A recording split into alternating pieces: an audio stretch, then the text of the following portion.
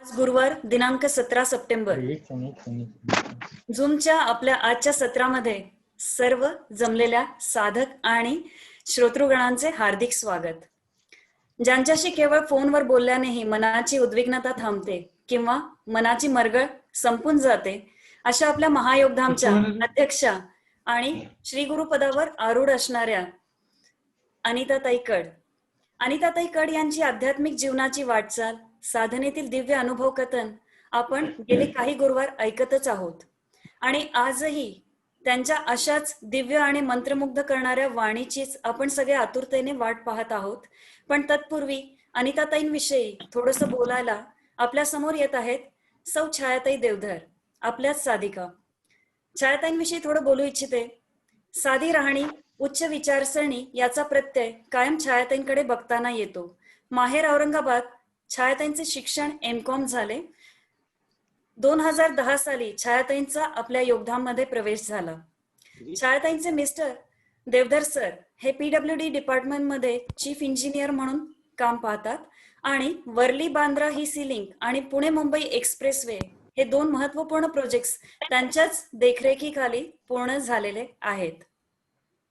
छायाताईंची अजून दुसरी ओळख म्हणजे आपली जी आळंदीमधली शिबिरं होतात त्याच्या महिला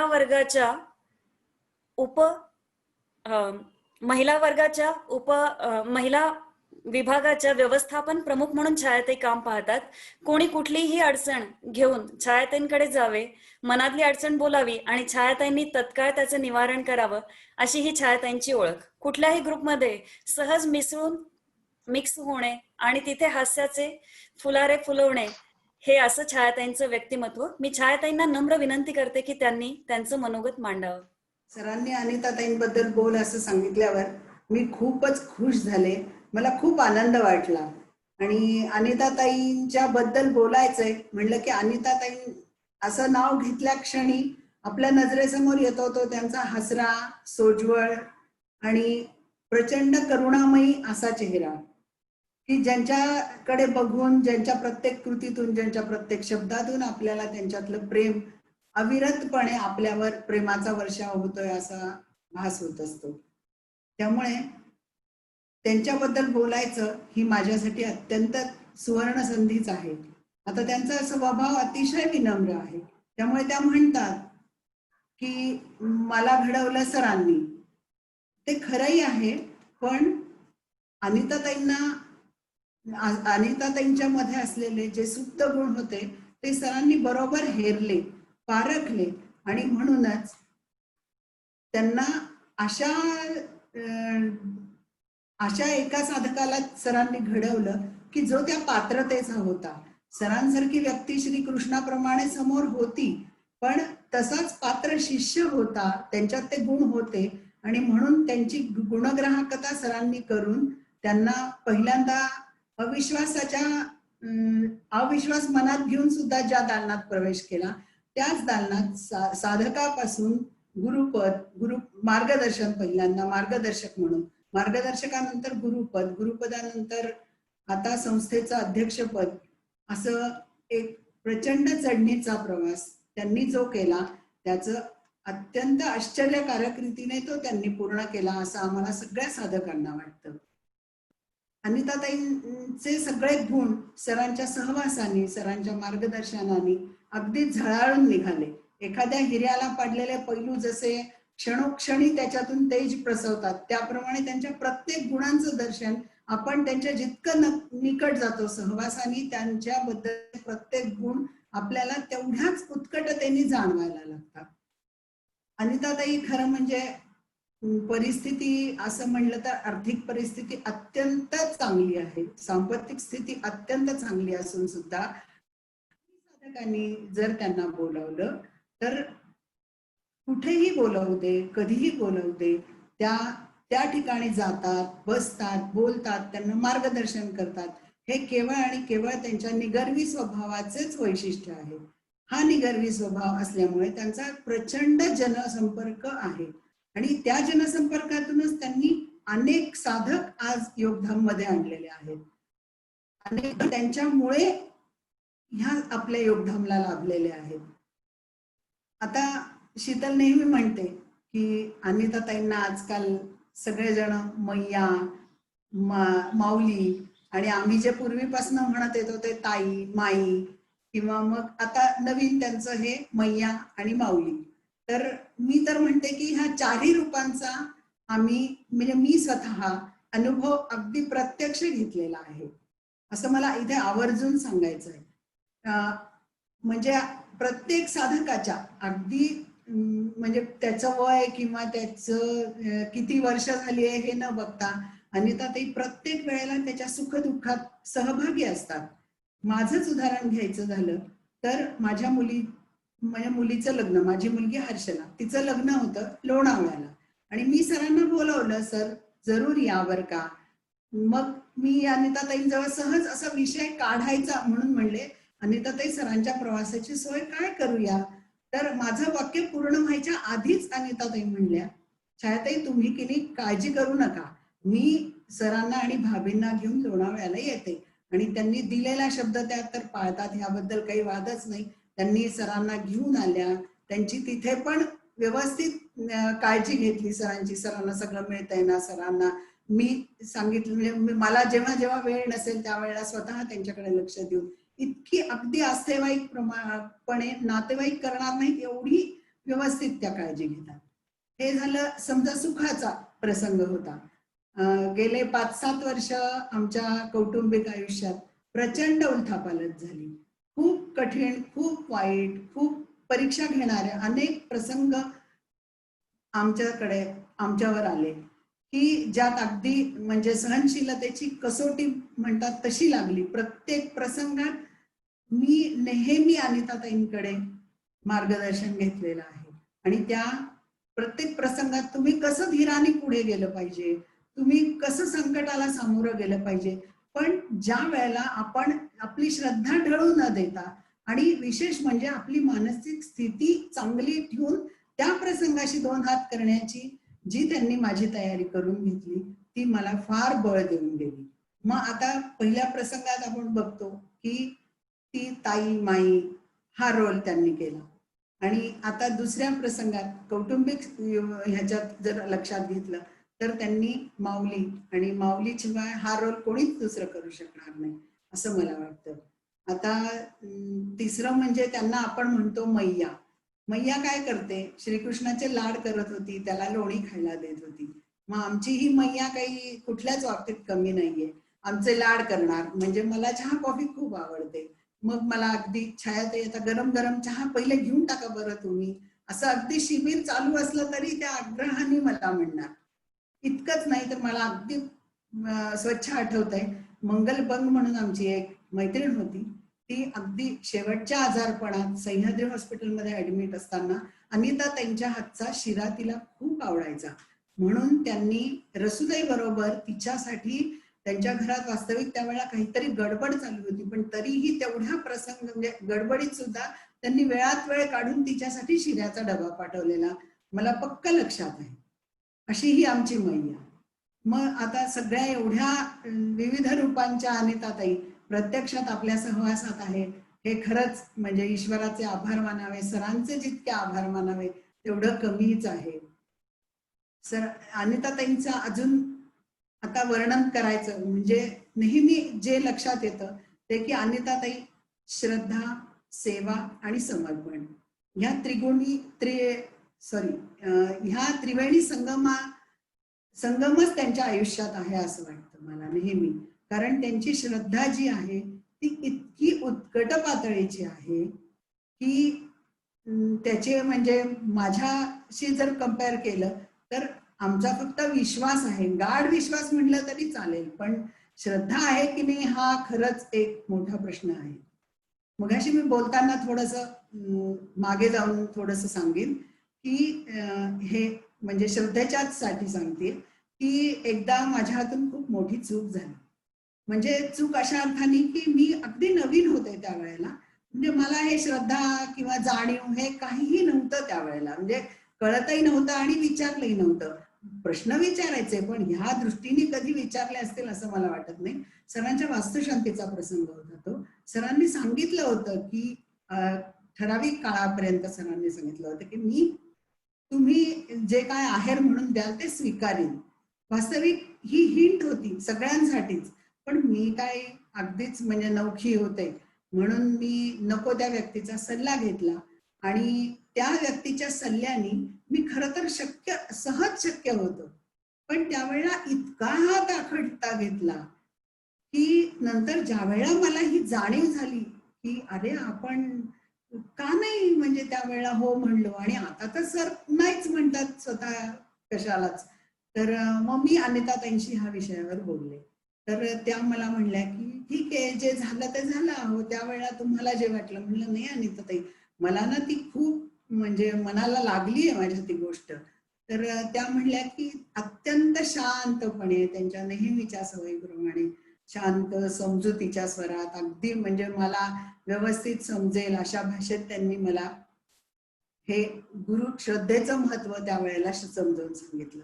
आणि मात्र एवढी गोष्ट अगदी आजही मी मान्य करीन की ती टोचणी मला अजूनपर्यंत म्हणजे बुनसे गई व हौद नाही आती असाच माझ्या बाबतीत झालेला हा प्रसंग आहे. पण म्हणजे आपण बोलत म्हणजे मी तुम्हाला सांगत होते त्यांच्या श्रद्धेबद्दल. तर श्रद्धा ही इतक्या प्रचंड स्वरूपात आहे की नुसत्या सरांच्याच बाबतीत नाही तर सरांच्या कुटुंबातील प्रत्येक व्यक्तीच्या बाबतीत कुठलीही गोष्ट करायची असेल तर अनिताताई अगदी सरांसाठी ज्या उत्कटतेने धडपड करतील तीच धडपड त्यांची प्रत्येकाच्या व्यक्तीच्या बाबतीत आपल्याला दिसते.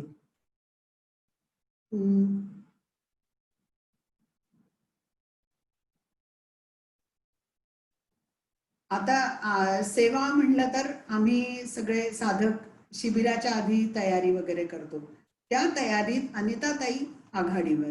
सगळ्यात आघाडीवर कोण तर अनिताताई. म्हणजे सगळीकडे अनिताताईच असतात आघाडीवर. आम्ही सल्ला घ्यायचं म्हणलं तरी अनिताताईंकडेच जाणार. आम्ही तयारी करू म्हणलं तरी पहिल्यांदा अनिताताईंनाच घेणार. पण अनिताताईंची खासियत अशी आहे की अनिताताई तयारीत सगळ्यात पुढे असतात. अगदी आपण ताट पुसत असू तर त्या ताट पुसायला लागणार. तुम्ही एखादी गोष्ट विचारायला गेलात तर करायची आहे का, चला करूया. म्हणजे आपण त्यांना 17दा म्हणावं लागतं की अहो अनिताताई आम्ही करतो, राहू द्या तुम्ही, करू आम्ही वगैरे. म्हणजे इतका उत्साह, इतकं प्रचंड प्रेम. म्हणजे कार्यावर तर आहेच आहे पण आमच्याही बद्दल की प्रत्येक साधकाबद्दल तीच तळमळ, तीच आहे. म्हणजे बाकी ठिकाणी आपण बघतो ना की गुरुपदावर असलेल्या व्यक्तीशी जर आज आपण संवाद साधायचा म्हणलं तर प्रत्येक बाकीच्या अशा धार्मिक संस्थांच्या बाबतीत आपल्याला कधीही ती व्यक्ती लवकर भेटू शकत नाही. पण आपल्याकडे तसं नाहीये. अनिताताई आत्ताच्या अगदी रिसेंट भाषेत सांगायचं तर 24 आवर्स ऍक्सेसिबल असतात. फोन केला तरी फोनवर म्हणजे फोन कधीही त्या घेत नाहीत असं होत नाही. आणि आम्ही कुठलीही अडचण घेऊन त्यांच्याकडे गेलो तरी त्या कायम आम्हाला तेवढ्याच म्हणजे अगदी उत्साहाने सल्ला देतील.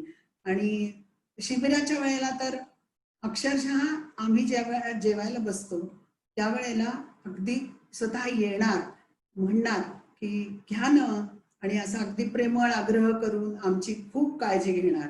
मग इतकं छान वाटतं की नाही अशा वेळेला की बापरे, आपण नंतर शेवटी जेवायला बसून सुद्धा अनिताताई येत आहेत आपल्यासाठी, असा प्रसंग येतो. मग एक प्रसंग मात्र मला आज इथे आवर्जून त्यांच्याबद्दल सांगायचा आहे. एकदा आम्ही बरेच साधक शिबिराच्या पूर्व तयारीला म्हणून आळंदीला जमलो होतो. 2 दिवस तयारीचे कामाचे बरीच कामं होती पेंडिंग, त्याच्यामुळे बरीच कामं करायची होती. खूप दमलो होतो. ही खरंच म्हणजे सत्य गोष्ट आहे की खरंच आम्ही खूप दमलो होतो. मला आता म्हणजे सगळ्या साधकांची नावं आठवणार नाहीत. पण स्वाती होती, संकेत कणव होता, अभिजित असावा बहुतेक, वैशाली जगताप होती वगैरे. म्हणजे आता मला एक्झॅक्टली म्हणजे कोणी होतं का नाही मला एवढं परफेक्ट नाही आठवते. पण आम्ही सगळेजण खूप दमून रात्री झोपलो होतो. रात्री झोपलो असताना अनिताताई आल्या आणि त्या म्हणल्या म्हणजे आम्ही असं अनिताताईंच्या गाडीचा आवाज झाल्यावर उठायला लागलो. तेवढ्यात अनिताताई पटकन खोलीत आल्या आणि म्हणल्या, अरे अरे उठू नका, थकले भागलेले जीव तुमचे. आणि अक्षरशः जादू घडावी तसा त्या शब्दांनी आम्हाला इतकी प्रेरणा देऊन गेले ते 2 शब्द की आमचा म्हणजे आमचा आलेला थकवा हा अक्षरशः जादूच्या कांडी फिरवावी तसा कुठल्या कुठे पळून गेला. म्हणजे असं तर प्रत्येक शिबिरातच आम्ही हा म्हणजे अनुभव घेत असतो. आणि एवढ्या म्हणजे गुरुपदाच्या व्यक्तीकडनं इतकी संवेदनशीलता, इतका उत्साह, खरंच म्हणजे भारावून जायला होतं कधी कधी. नेहमी अनिताताईंच्या आत्ता बोलण्यात आला होता तो प्रसंग की प्रवासात त्यांना खूप हे म्हणजे खूप छान साधना होते. त्याचा अनुभव मात्र मी निश्चित आता परवाच्या गुजरात ट्रिपमध्ये घेतला आहे. मी अनिताताईंच्या शेजारीच बसत होते ट्रिपमध्ये, प्रवासात. आणि त्यावेळेची जी काय माझी उत्कट साधना जी म्हणतात त्याचा अनुभव जो मी घेतला आहे, तो म्हणजे आता हा प्रसंगही नाही तो सांगायचा, किंवा नंतरची होणारी भावस्थिती, की कारण पलीकडच्या सीटवर सर आणि संघई साहेब होते, माझ्या पलीकडे अनिताताई होत्या आणि मध्ये मी होते म्हणल्यावर तुम्ही सगळे कल्पना करूच शकता की माझी काय भावस्थिती झाली असेल. ज्या वेळेला माझा अनुभव कथन असेल त्यावेळेला मी जरूर त्याचं वर्णन जास्त करीन. पण आज आता आपण अनिताताईंबद्दल बोलतो आहे, तर सरांची आणि भाभींची विशेषतः म्हणजे आपल्याला खरंच सांगते, हा एक वस्तुपाठ असतो त्यांच्या बरोबरच्या प्रवासात कसं वागलं पाहिजे. आपण आपल्या घरच्यांच्या बरोबर जातो, आपले ज्येष्ठ आपल्या बरोबर असतात, कोणी वयस्क मंडळी असतात, त्यांची तर काळजी आपण घेतोच, पण त्याच्यापेक्षाही काकणभर सरस काळजी कशी घ्यावी हे अनिताताईंच्याकडे फक्त बघायचं. गेले 2-3 ट्रिप मी बघितलं आहे आणि परवाच्या म्हणजे ट्रिपमध्ये सुद्धा बघितलं की आपण आपल्या ज्येष्ठ लोकांची काळजी किती घेतो त्याच्यापेक्षाही जास्त काळजी आपल्या सद्गुरूंची घेणाऱ्या अनिताताई इतकं छान, म्हणजे इतकं शिकवून जाते ना ते, की म्हणजे दर वेळेला मी थोडी थोडी शिकते, नाही असं नाहीये, पण शिकतीच आहे असं आहे ते. मग आता एक तिथला प्रसंग जरूर सांगावासा वाटतोय. आम्ही गीरला गेलो होतो, खूप मोठा प्रवास करून गीरला पोहोचलो. दुपारची वेळ होती, म्हणजे बराच वेळ आम्हाला त्या दिवशी मिळाला होता, की जेणेकरून प्रत्येकाला असं वाटलं की चला आता विश्रांती, आज काही काम नाही काही नाही. मग त्या दिवशी सरांची रूम नक्की खालच्याच मजल्यावर आहे ना, जिना चढ उतार सरांना करायला लागणार नाही ना, हे सगळं लक्ष देऊन अनिताताई म्हणल्या मी जरा सरांच्या रूम मध्ये जाऊन येते, असं म्हणून मला त्या आमच्या रूम मधनं बाहेर पडल्या. मला वाटलं की येतील थोड्या वेळाने, पण अनिताताई माऊली आहेत ना, माऊली अशा कशा शांत बसणार नाहीत. आणि मग त्यांनी काय केलं असेल माहितीये, प्रत्येक खोलीत जाऊन प्रत्येक साधकाची रूम व्यवस्थित आहे ना, त्याला कुठली गैरसोय आहे नाही ना, त्याच्या रूम मध्ये काही प्रॉब्लेम्स येत नाहीयेत ना, त्याला खूप लांब नाहीये ना, एकटं तर नाहीये ना पडलेली त्यांची रूमच वगैरे, इतक्या अगदी बारीक सारीक गोष्टीत त्यांनी लक्षपूर्वक सरांची जेवढी काळजी घेतली तेवढीच इतर साधकांची पण काळजी घेतली. आता मी जर तुम्हाला हे 2 प्रसंग सांगितले शिबिरातले, आणि ते खूप सर्वसाधारण वाटू शकतील सगळ्यांना, म्हणजे ऐकणाऱ्यांना किंवा नवीन लोकांना, पण ना असा जर विचार करायला गेलं तर ते माझ्यासाठी अगदी अनुभूतीपेक्षा एकही तिळभर सुद्धा कमी नव्हते. प्रचंड अनुभूती, अनुभव आणि आपली श्रद्धा वाढवणारे असेच ते प्रसंग मला जरूर असं म्हणावंसं वाटतंय. आता शेवटचा एक भाग म्हणजे समर्पण, की जो अनिताताईंचं वर्णन अमित तांबेंनी मागच्या वेळेला केलं, म्हणजे एक ह्याच्या आधीच्या आठवड्यात केलं, तर त्याच्यात फक्त मी एवढंच सांगू इच्छिते की समर्पण हा नुसता शब्दार्थाने शब्द मला माहिती होता. समर्पण ह्या शब्दाचा अक्षरशः मराठीत जो शब्द दिलेला, अर्थ दिलेला आहे तेवढाच माहिती होता, पण मी अनिताताईंकडनं म्हणजे बघितलं अनिताताईंचं, मग शिकले की समर्पण म्हणजे काय. तर त्याचा अर्थ त्यांनी नुसता समजवला का, तर नाही, प्रत्यक्ष करून दाखवलं, आधी केलं मग सांगितलं. म्हणजे इतकं अगदी त्या उक्तीला कुठेही तिळभर सुद्धा कमी नाही आहेत अनिताताई, की समर्पण हे शिकायचं असेल तर फक्त आणि फक्त अनिताताई हे एकमेव उदाहरण आहे की ज्यांच्याकडे बघून आपण आपली वाटचाल ठरवू शकतो. अनिताताईंची नुसती आपल्याच बरोबरची वागणूक नाही, तर त्या घरात सरांच्या म्हणजे ह्याच्यात ऐकूनच मला माहितीये की प्रेम करी जो भक्तासी, सॉरी प्रेम करी जो पुत्रासी तैसे दासा आणि दासी. तर अनिताताईंच्याकडे ही आपण जर घरातली त्यांची वागणूक त्या नोकरा चाकरांबरोबर किंवा बाकीच्यांबरोबर इव्हन आमच्या ड्रायव्हर बरोबर सुद्धा कशा वागतात हे जर बघितलं तर आपल्याला वाटतं अरे ही ह्यांच्यासाठी लिहिली की काय, असं इतकं म्हणजे इतकं सोज्वळ, इतकं अनुभव सिद्ध असून सुद्धा इतकं डाऊन टू अर्थ म्हणायला निगर्वी, इतकं उत्कट प्रेम दुसऱ्याबद्दल. खरंच आजकालच्या ह्या इतक्या धकाधकीच्या जीवनात आमच्या सहवासात त्यांना म्हणजे आम्हाला त्यांचा सहवास मिळतोय ही खरंच काहीतरी देवाची कृपा आहे आमच्यावर, आमच्या सद्गुरूंची मोठी देणगी आम्हाला मिळालेली आहे. आणि म्हणूनच त्यांच्या ह्या संपूर्ण व्यक्तिमत्वाला ज्यांना सरांच्या सहवासात सरांच्या मार्गदर्शनाने अगदी झळझळीत उजाळा दिलेला आहे, ज्यांचं व्यक्तिमत्व घडवलं आहे, अशा सरांना की एवढं मोठं आमच्यासाठी त्या व्यक्तिमत्वाचा सहवास सरांनी उपलब्ध करून दिला आणि त्या प्रत्यक्ष व्यक्तिमत्वाच्या सहवासात आज आम्हाला राहायला मिळतंय. म्हणून सर आणि अनिताताई या दोघांनाही मी वंदन करते आणि आशीर्वाद म्हणून सर आशीर्वाद द्या अशी विनंती करते. नमस्कार, धन्यवाद. छान छान, सुरू करा. छायाताईंनी माझा परिचय दिलेला आहे, त्याच्यावरती मला खरंच काय बोलावं, कुठल्या शब्दांनी आपल्या भावना व्यक्त कराव्या ते समजत नाहीये. छायाताई, सहवासात राहून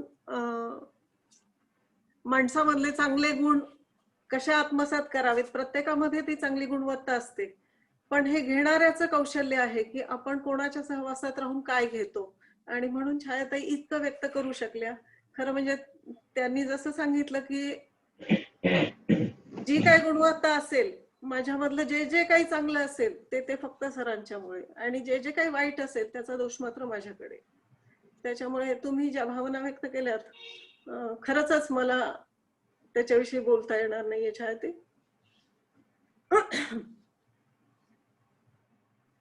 आजचं अनुभव कथनाचं हे 4थं सत्र आहे. तसं पाहायला गेलं तर पहिल्या भागामध्ये 20 तारखेला 20 ऑगस्टला मी आतापर्यंतची माझी वाटचाल एक साधक म्हणून हा भाग घेतला होता.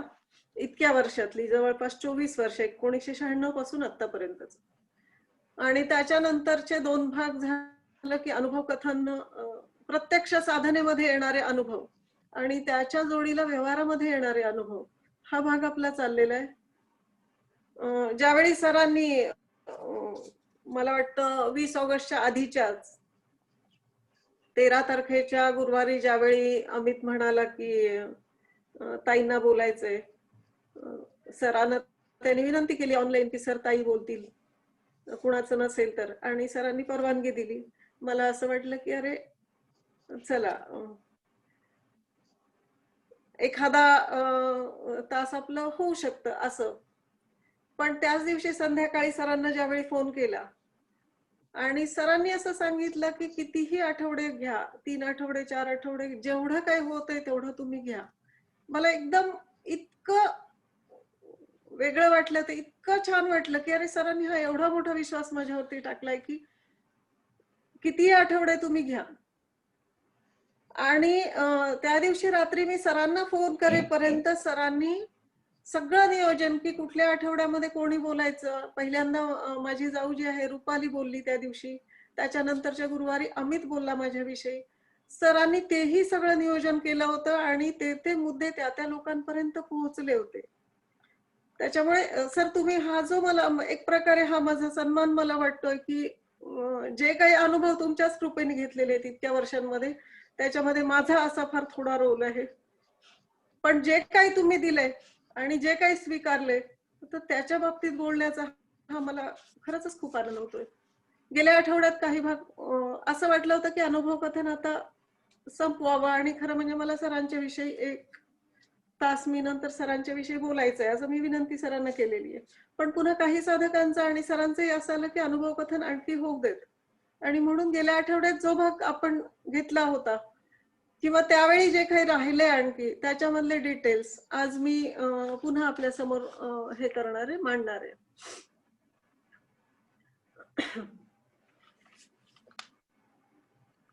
जसं मी सुरुवातीच्या भागामध्ये सांगितलं होतं की गजानन महाराजांच्या ह्याच्यामुळे मी इकडे आले. भाग तो महत्वाचा नसतो. आपण एकदा आल्यानंतर ह्या शक्तीशी आपण डायरेक्टली जोडले गेल्यानंतर कसं कसं घडत जातं. कारण सर जसं सांगतात आणि आपण जे अनुभवतो की ही अध्यात्मातली पीएचडी आहे. हा योगमार्ग जो आहे तो अध्यात्मातल्या पीएचडीचा मार्ग आहे. आतापर्यंत किंवा इथे येण्यापर्यंत आपण जे कर्मकांडांचे असो कर्ममार्गाचे प्रयोग करून येतो वेगवेगळ्या शक्तीच्या रूपांमध्ये. पण त्या शक्ती सुद्धा तुम्हाला नंतर कशा सहाय्य करतात. कारण साधकांच्या मनामध्ये ती एक शंका असते की अरे आपण जे करतोय ते योग्य आहे आणि मग नंतर पुढे गेल्यानंतर ते सुटेल, हा भाग एक त्यांच्या मनामध्ये असतो. पण काही उदाहरणं मी आज अशी सांगणार आहे, 2 उदाहरणं. स्वामी समर्थांचं त्या शक्ती कशा सहाय्यभूत होतात आणि त्या शक्तींचं सुद्धा कसं लक्ष असतं आपल्याकडे, हा भाग मला मांडायचा आहे. स्वामी समर्थांचं एक उदाहरण सांगते.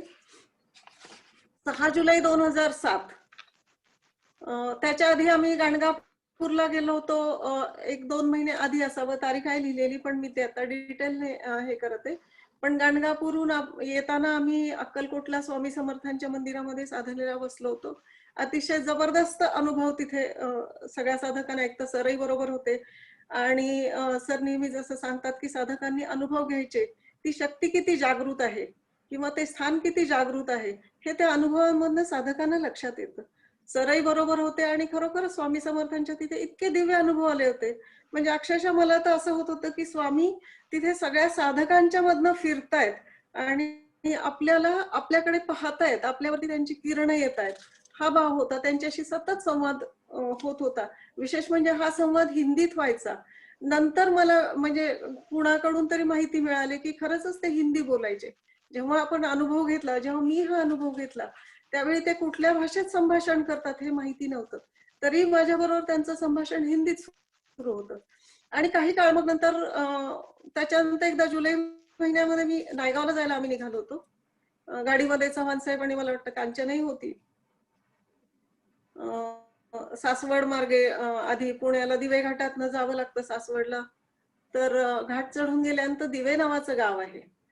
तर ते दिवे गाव यायच्या आधी माझ्या मनामध्ये स्वामींशी जेव्हा आणि अतिशय चांगल्या म्हणजे एक प्रकारच्या धुंदीमध्ये मी होते तेव्हा ती स्थिती अशी होती आणि किंबहुना ती स्थिती नेहमीच मेंटेन करायचं, माझ्याकडनं काही चुका न होता ती स्थिती साधनेची धुंदी मेंटेन करायचा मी प्रयत्न करते. तर त्या स्थितीमध्ये होते आणि स्वामींशी संभाषण सुरू झालं. स्वामींशी संभाषण सुरू झाल्यानंतर कोणास ठाऊक मला असं आठवण आली एकदम. रायकर वहिनी जर ऐकत असतील तर त्यांना कल्पना आहे. यांचे कॉलेजमधले वर्गमित्र जे आहेत, आता ते नाहीये दुर्दैवानी, पण रायकर, अवताडे आणि माझे मिस्टर कर्ड साहेब असे 3 एकाच वर्गात होते बीकॉमला असताना. एमकॉम पर्यंत एकत्रच होते. तर अवताड्यांचे आई वडील तिथे राहायचे दिव्याला आणि मला त्यांच्याविषयी किंवा त्यांना माझ्याविषयी अतिशय प्रेम होतं, पण अनेक वर्षांमध्ये भेट नव्हती. आणि मला तिथं जाताना ती आठवण झाली आणि स्वामींशी संभाषण होत होतं. तर स्वामींचं असं वाक्य आलं त्यावेळी की आज ही मिलना वो ज्यादा देर तक रहने वाले नहीं है. मी म्हटलं स्वामी मेरी तो इच्छा है लेकिन आप इनके दिमाग में डालो ना. कारण मी म्हटल्याने हे लगेच निघतील असा भाग घडत नाही ना. आणि मग त्याच्यानंतर डोळे मिटून मी बसले. घाट चढून पुढे गेल्यानंतर दिवे अशी पाठी आली. दिवे अशी पाठी आल्यानंतर चव्हाण साहेब त्या दिव्याच्या ह्याच्याविषयी काही बोलू लागले. तर मी फक्त म्हटलं की अवताडेंचे आई वडील सध्या इथेच आहेत वाटतं दिव्याला. तर हे म्हणले हो हो आपण येताना येऊ ना त्यांना भेटायला. आणि येताना आम्ही परत आलो. ते दोघंही इतके भावना विवश झाले होते, त्यांना प्रचंड रडायला आलं होतं. आणि विशेष म्हणजे त्याच्यानंतर 8च दिवसात अवताड्यांचे वडील एक्सपायर झाले. म्हणजे जे स्वामींनी जो अनुभव दिला होता की वो ज्यादा देर तक रहने वाले नाहीये, आणि तेच खरं झालं. म्हणजे त्याच्यामध्ये आपला रोल किंवा आपला भाग कमी असतो, पण त्या शक्तीविषयी प्रेम किंवा एखाद्या व्यक्तीविषयी प्रेम हे तुम्हाला अनुभव देऊन जात असतं. आणि सरांच्या विषयीची श्रद्धा, खरं म्हणजे माध्यम कुठलंही असलं तरी सर एवढं नक्की माहितीये की हे अनुभव फक्त तुम्ही आणि तुम्हीच देत असता. आणखी एक उदाहरण सांगते शक्तीच्या विषयीचं. परवा आत्ताच अगदी आता लॉकडाऊनच्या काळामध्ये जेव्हा साधना चालू होती, जबरदस्त अनुभव. सकाळी मी जसं म्हटलं की 5-5 तासाची साधना आता थोडीशी कमी पडते किंवा आता काही कारणामुळे घडत नाहीये साधना, हा भाग आहे. पण ज्यावेळी साधना जबरदस्त चालू होती, एक दिवस नेहमी मनामध्ये हा भाव असतो गजानन महाराजांच्या तिथेही जाताना किंवा त्या प्रांगणात, त्या मंदिरात गेल्यानंतर, जसं मी म्हटलं की वर्षातनं एकदा मी तिथे जाते. तिथे गेल्यानंतर हा भाव असतो की बाबा एवढे हजारो लोक तुमच्याकडे येत असतात, पण तुम्ही एवढ्या लोकांमधून उचलून मला ह्या मार्गामध्ये आणले, पण माझं काही चुकत असेल किंवा काही होत असेल माझ्याकडनं चुका किंवा मी कुठे अडखळत असेल तर तुम्ही मला चालवा, हा भाव नेहमीच असतो. आणि त्या दिवशी असं झालं की साधनेमध्ये बसल्यानंतर गजानन महाराजांच्या मंदिराच्या तिथे मी गेले. ज्यांनी ज्यांनी ते मंदिर पाहिलं असेल, तो प्रदक्षिणा मार्ग ज्यांना लक्षात येत असेल, तर त्या प्रदक्षिणा मार्गावरती मी उभे होते आणि गजानन बाबांनी अक्षरशः हात धरला माझा आणि 2 प्रदक्षिणा माझा हात धरून त्यांनी पूर्ण केल्या आणि तिसऱ्या प्रदक्षिणेला अक्षरशः त्यांनी मला असं दोन्ही हातावरती उचलून घेतलं. उचलून घेऊन तिसरी प्रदक्षिणा पूर्ण केली आणि त्याच्यानंतर बाजूच्या ओवरीमध्ये मला घेऊन ते बसले. अक्षरशः म्हणजे हा भाग मला काही ह्याच्यामुळे एक प्रकारे दिव्य स्पर्शाचा सुद्धा हा अनुभव आहे. अक्षरशः त्यांनी मिठीमध्ये घेतलं. पण एखाद्या जसं लहान बालकाचा स्पर्श असतो, कुठल्याही कामना किंवा वासना रहित, एक मराठीमध्ये मला वाटतं आत्मजा असा शब्द आहे आणि असं हे आहे की जसं वडिलांना आपल्या आत्मजेच्या विषयी, आत्मजा म्हणजे स्वतःची मुलगी, तिच्या विषयी जसं कुठलीही हे नसते, कामना वासना त्याच्या मनामध्ये येत नाही आणि तो स्पर्श आणि तो भाव. आणि मग त्याच्यानंतर मी त्यांना औक्षण केलं, जो जो काय भाग झाला, पण आपल्या मनामध्ये असणारे भावना आणि त्या शक्तींचं आपल्याकडे असणारं लक्ष हे अतिशय सामर्थ्यशाली असतं आणि हे अनुभव तुम्हाला पुढे घेऊन जातात. आणि खरोखरच सगळ्या माध्यमातनं, सगळ्या देवतांच्या किंवा संतांच्या कृपेनी हे अनुभव घेत गेलेली आहे. तसंच बाप्पासाहेबांचं एक उदाहरण मला सांगायचंय. बालचित्रवाणीमध्ये मी नोकरीत असताना 2005 सालातली घटना आहे ही. खरं म्हणजे मी नेहमी माझा हा बोलण्याचा भाग असायचा की मी माऊलींना पाहिलेलं नाहीये, मी बाप्पासाहेबांना पाहिलेलं नाहीये, मी मोदीजी महाराजांनाही पाहिलेली नाहीये किंवा भेटलेली नाहीये. मला फक्त माझे सर माहिती आहेत की जे सर मला अनुभव देतात आणि जे सर एवढी शक्ती माझ्यामध्ये ओततात, ते सर फक्त मला माहिती आहेत. हा माझा भाव नेहमीच असतो, असायचा आणि त्याच्यात बदल होऊ शकत नाही. तर 2005 साली ऑफिसमध्ये बरीच काही गडबड चालू होती. ऑफिसमध्ये जेव्हा तुम्ही काम करत असता एखाद्या नोकरीच्या ठिकाणी, तुमचे अपमान करण्याची संधी अनेक लोक वारंवार पाहत असतात. तसं काही घटना घडत असाव्यात. मला त्याच्या मी डायरीत ते डिटेल नाही लिहिलेले, पण आपले अरविंद गायकवाड, जे खरं म्हणजे साधना आपल्याकडनं घेतलेली, आपलं सीडीचं काम करायला बरीच वर्ष त्यांनी टेक्निकल एक्सपर्टाईज म्हणून त्यांनी मदतही केलेली. तर अरविंद गायकवाड माझ्या जवळ आले आणि ते मला म्हणाले की मला एकेरी नावाने हाक मारण्याची एक ती बालचित्रवाणीतली पद्धतच होती समजा, अनिता जरा बस इथे. तर मी बसले. म्हटलं काय अरविंद? तर म्हणे की काय घडलेले आणि कुठल्या काळजीत आहेस? तर मी काय बोलले नाही. बसण्याच्या जागेवरनं काही विषय ऑफिसमध्ये चालू होते. अरविंदला ते लक्षात आलं असावं. अरविंद म्हणाला की आज बाप्पासाहेब माझ्याकडे आले होते आणि जवळपास 1.5 तास माझ्या बरोबर होते. तोही साधकच असल्यामुळे ते अनुभव तो घेत असावा. आणि त्यांनी असं विचारलं की तिला कसली काळजी आणि ती कसली काळजी करते आणि ज्ञानेश्वरी घेतली की नाही, हा प्रश्न त्यांनी विचारला होता. म्हणजे मला त्यावेळी एवढं करून आलं की म्हणलं अरे मी तर नेहमी असं म्हणते मी बाप्पासाहेबांना भेटलेलं नाही, किंवा श्रद्धा ठेवण्याचा भाग हा फक्त सरांच्या पुरता माझा मर्यादित आता पुष्कळ त्याच्यामध्ये हा जाणून घेऊन आता तो बदल झालेला आहे. पण त्यावेळी तरी नक्कीच तो भाग होता. तरीही बाप्पासाहेबांचं इतकं आपल्याकडे लक्ष आणि खूप त्याच्याविषयी मला हे झाले. आणि आत्ताचे सध्याचे अनुभव जर सांगायचं तर जे अनुभव घेते त्याच्यामध्ये सतत बाप्पासाहेब, गजानन महाराज आणि सर हे तिघही माझ्या सोबत सतत असतात किंवा माझ्या अनुभवांमध्ये, मला येणाऱ्या अनुभवांमध्ये बाप्पासाहेब. काही वेळा असं झालंय की बाप्पासाहेब रुसलेले आहेत, मी त्यांना मनवतीये, अशाही प्रसंग, अशाही घटना म्हणजे असेही अनुभवाला येत आहेत. आणि खरोखरच त्या शक्ती ज्या आहेत, माध्यम वेगवेगळं असतं, त्या संतांना त्या काळामध्ये वेगवेगळं कार्य देऊन ती शक्ती पाठवत असते. त्याच्यामुळे कोणी कनिष्ठ कोणी श्रेष्ठ हा भाव नसतोच. आपण साधक आहोत ह्या मार्गावरती चालणारे, आणि साधकांनी त्या माध्यमातून जे अनुभवाला येईल, तुमची जी श्रद्धा असेल, इथली श्रद्धा न सोडता, इथली निष्ठा न सोडता ते अनुभव घ्यायला समर्थ असावा आणि समर्थ व्हावा, हा भाग मला ह्या माध्यमातून सांगायचा होता. दुसरा एक भाग साधकांच्या मनामध्ये नेहमी असतो की कुठेही जागा कशी असावी, साधनेला कुठं बसावं, मग काय करावं, हा भाग खूप खूप मनामध्ये असतो. काही जण असं विचारतात, पूर्वेकडे तोंड करून बसावं, दक्षिणेकडे करावं, उत्तरेकडे करावं, हा सगळा साधकांच्या मनामधला शंकेचा भाग. आणि सर नेहमी बाप्पासाहेबांचं उदाहरण सांगतात, मनाची आता ती स्थिती शरीर मनाची आल्यानंतर तुम्ही बाजारात जरी बसले साधनेला तरी तुम्ही डिस्टर्ब होऊ नये, हा भाग जरी खरा आहे. पण असं खरं घडतं का? आणि माझ्या बाबतीत अनेक वेळा मी हा अनुभव घेतलेला आहे की कुठेही बसले, कधीही बसले, कुठल्याही जागी असले तरी अनुभव, आपण एकदा आतमध्ये गेलं की ती अनुभूती सुरू होते. एक प्रसंग फक्त ह्या बाबतीतला सांगते की साधारण एक 18-19 वर्षापूर्वीचा किंवा 20-1 वर्षापूर्वीचा प्रसंग आहे. माझा सख्खा मावस भाऊ अगदी तरुण वयामध्ये, म्हणजे त्याचं लग्न होऊन 1-2 वर्षाच्या आतच तो एक्सपायर झाला दुर्दैवाने.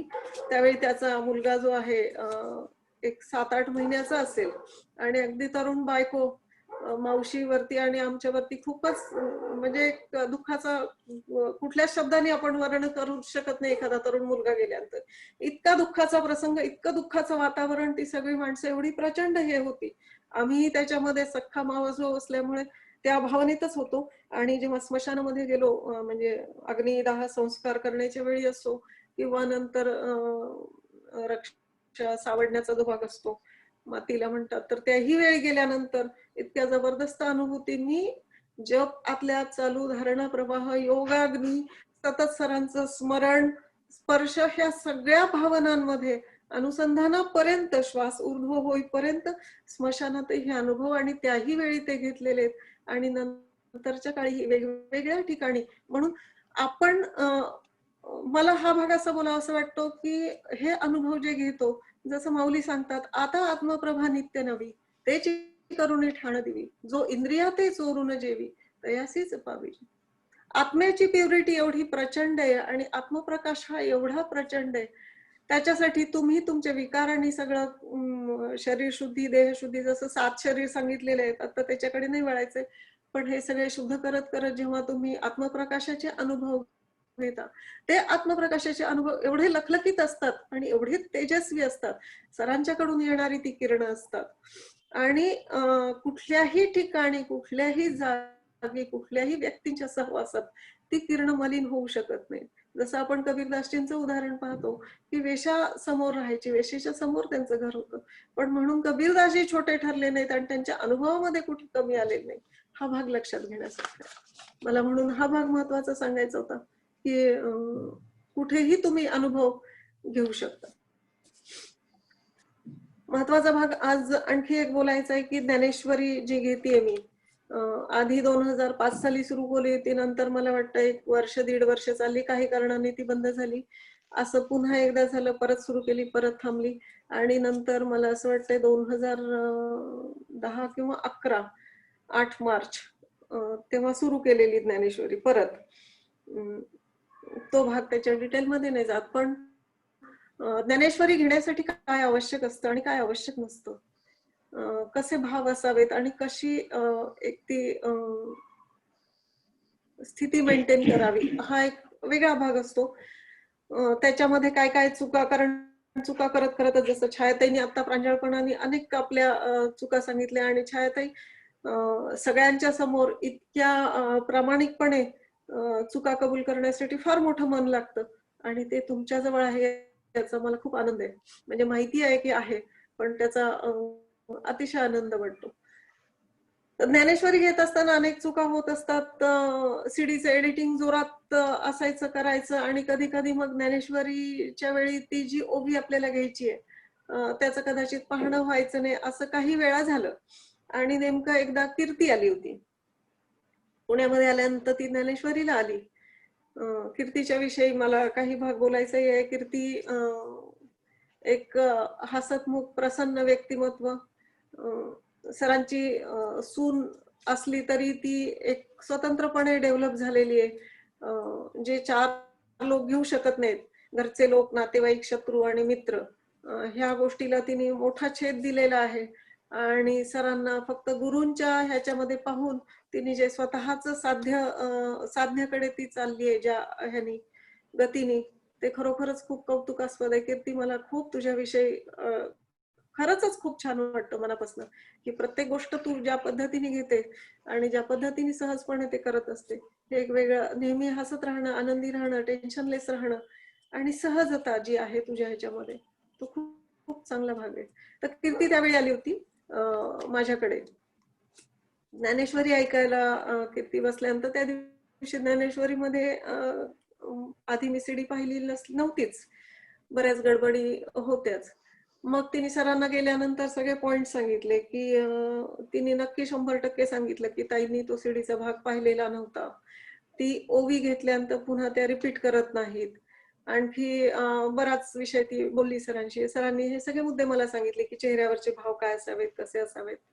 आणि त्याच्यानंतर मग सरांशी जे बोलणं झालं, हळूहळू जी मी म्हटलं की ज्ञानेश्वरी घेत असताना ज्या काही सुधारणा, ज्या काही सूचना आणि ज्या काही मला जेवढं शक्य आहे तेवढं करत गेले. अजूनही मला पूर्णपणे जमलेले असं मला नाही म्हणता येणार, कारण एकतर एक सरांनी महत्वाचं असं सांगितलं होतं, की एखादा घटना किंवा एखादा प्रसंग सांगत असताना किंवा एखादा अनुभवही सांगत असताना, जसं आता मी अनुभव सांगते आणि जे अनुभव माझ्या आतमध्ये मला हे होतात, तर ते बोलत असताना माझा आवाज किंवा माझा चेहरा हा जो बदलतो किंवा दुःखामध्ये जातो, आत्ताचं मला माहिती नाही, पण त्या खूप ह्याच्यामधून सरांनी मला बाहेर काढलेले, की इव्हन सरांना भेटण्याचं असेल किंवा सरांना बोलण्याचं असेल किंवा सरांचा एक प्रकारे विरह आपल्याला होत, हा जो भाग असायचा, तर त्याच्यामध्ये आठवणीपेक्षा रडण्याचा भाग जास्त असेल. आणि तो जो भाग आहे ज्ञानेश्वरीमध्ये येणारा, तो सरांनी कट केलेला आहे. दुसरा भाग सरांनी असा महत्वाचा सांगितला होता, की एखाद्याच्या हृदयामध्ये घुसून आपल्याला बोलता आलं पाहिजे. आणि दुःखी चेहऱ्यामुळे इम्प्रेशन जातं. पॉझेस जे घेतात ते नाटकी वाटतात. बोलणं सहज आलं पाहिजे, विषयामध्ये एकरूप होता आलं पाहिजे. इन्व्हॉल्व, मेल्ट आणि डिझॉल्व, ह्या 3 गोष्टी सरांनी सांगितल्या होत्या. आपलं प्रोफेसर टाईप होतंय. अजूनही एखाद दिवशी कुठे आपलं प्रवचन असेल किंवा काय असेल, सरांचा सहज शब्द असतो की झालं का भाषण. भाषण असा शब्द आला की मी ओळखून घेते की सर अजूनही त्या ह्याला माझं बसलेलं नाहीये, अजूनही प्रोफेसर टाईप भाषण होतच आहे ते कदाचित. बाकीचं पुढे पाहून घ्यायला तुम्ही समर्थ आहात, करायला तुम्ही सांगाल ते करायला मी तयार आहे. हेतू राहीत असावे. आपल्या हेतू सहित जर आपण बोलू लागलो, हेतू असा असतो आपला की अरे 4 लोक ऐकायला यावेत, ते जोडले जावेत, पुढे ते साधक व्हावे, हा भाग नसावा. आले आले आले, न आले न आले असं, आणि एकही जण असला ऐकायला तरीही चालतं, असंही सरांचं नेहमी सांगणं असायचं. त्याच्यामुळे कीर्तीने ज्या सूचना केल्या, नंतर वेळोवेळी सरांनी ज्या हे केल्या, त्याच्यामुळे ज्ञानेश्वरी घेण्यामध्ये, आणि खरं सांगायचं तर तुम्ही जसं जसे अनुभव समृद्ध होत जाता, जसं जसं तुमच्या स्थितीमध्ये बदल होत जातो, आणि तसं तसं बदल तुमच्या ज्ञानेश्वरी घेण्यामध्ये होत जातो. आता सध्या काही साधकांची इच्छा होती की ऑनलाईन ज्ञानेश्वरी, पण मला असा भाग महत्वाचा वाटला, सरांशी बोलणं झालं की सध्या कोरोनाचा प्रादुर्भाव खूपच वाढतोय, त्याच्यामुळे जास्तीत जास्त आपल्या साधनेमध्ये असावं. आणि दुसरा भाग महत्वाचा मला असा वाटतो की ही गुरुवारची जी लिंक आहे, नवीन लोक आपल्याकडे खूप जॉईन होत आहेत, त्याच्यातून 13 जण आज साधक झालेले आहेत.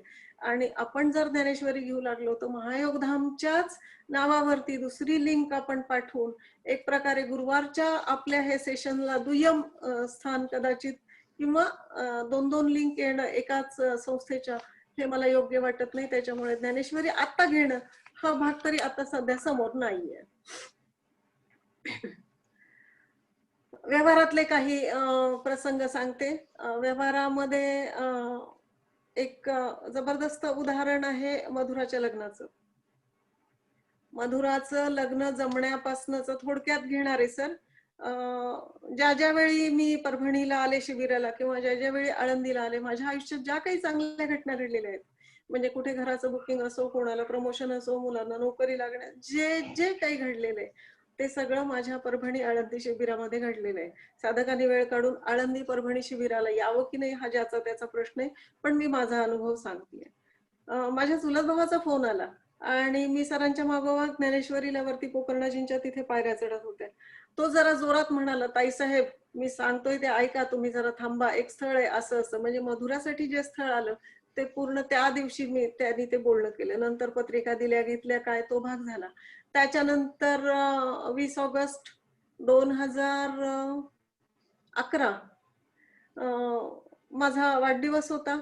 त्याच दिवशी ते पाहुणे पाहायला आले. सगळे साधक जमलेले ते वाढदिवसाच्या निमित्ताने. साधना होती. सगळे आपल्या बंग मॅडम आज ते आपल्यामध्ये नाहीयेत. मीनाताई शिंगाडे, रोहिणीताई कटारिया आपले सगळे साधक होते आणि वाढदिवसाच्या साधनेसाठी ते आले होते. त्यांच्यासाठी जे सगळं केलेलं होतं, काय असेल पावभाजी हे तेच सगळं होतं. दोघं तिघं साधक थांबले नंतर मला मदतीसाठी. बाकीचे गेले आणि अर्ध्या तासात ते पाहुणे आले. अक्षरशः जसं म्हणतात ना की चहा पोहे सुद्धा मला करावे लागले नाहीत. सगळा भाग साधकांनीच उचलला होता. ते लग्न जमलं. नंतर ते लग्न नेमकं योगायोगाने खूप चांगला योग माऊलींनी खरंच मोदीजी महाराज पुण्यतिथीच्या दिवशी ते लग्न झालेलं आहे. आणि त्या लग्नाच्या वेळचं पूर्ण मॅनेजमेंट जे आहे जेवणाचं, मंत्री मामाजी आपले साधक सनी आणि मधुरा दोघांच्याही लग्नामध्ये फार मोठा व्याप होता तो. आणि जेवणाचं पूर्ण मामाजींनी सांभाळलं होतं आणि आजही लोक जेवणाची आठवण काढतात. खरं म्हणजे लग्न चांगलं झालं की नाही हे फक्त लोकांनी जेवणाचं सांगितल्यानंतरच ठरवलं जातं असं म्हणतात. आणि त्या बाबतीत पूर्ण यश आहे. खूप लोकांच्या त्याच्यानंतर हे आले की जेवण किती हे होतं. लग्नाच्या वेळी आपले सगळे साधक मधुरा निघेपर्यंत 12 वाजेपर्यंत थांबले होते, रात्रीच्या 12 वाजेपर्यंत. आणि त्यावेळी स्वाती रायकर होत्या आपल्या, कांचन आणि चव्हाण साहेब तर नातेवाईक आणि साधक दोन्ही अंगाने नेहमीच हे राहतं. कांचनचं कुठलीही गोष्ट हक्काने मला बोलायची असेल तर मी ते कांचनला बोलते, किंवा हक्काने एखादं कांचन नाही आता हे करायचंय आपल्याला. हा भाग मला बहिणीपेक्षा ती जास्त साधक म्हणून जास्त अतिशय एक तिचा स्वभावही खूप वेगळा आहे आणि हा भाग राहतो.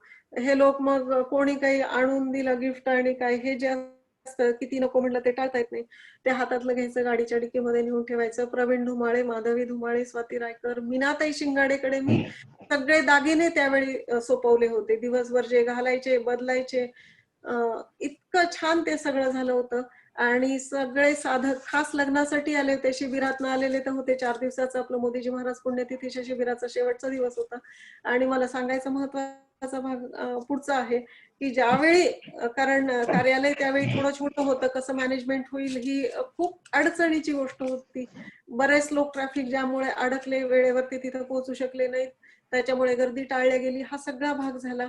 आमचे व्याही जे आहेत बाजीराव जाधव, जे IAS ऑफिसर राहिलेले आहेत, आता रिटायर झालेत, त्यांनी असं सांगितलं मला नंतर की कुठली तरी आध्यात्मिक शक्ती जबरदस्त इथे काम करत होती. आणि ज्यावेळी मी सरांना गाडीपर्यंत पोहोचवायला गेले आपल्या ट्रॅव्हल्सच्या, सरांच्या पासून 2 फुटावरती मी उभी होते आणि अक्षरशः अंगामधून त्यांच्या लाटा बाहेर पडत होत्या, ऊर्जा लहरी, आणि त्या सगळीकडे पसरताना दिसत होते.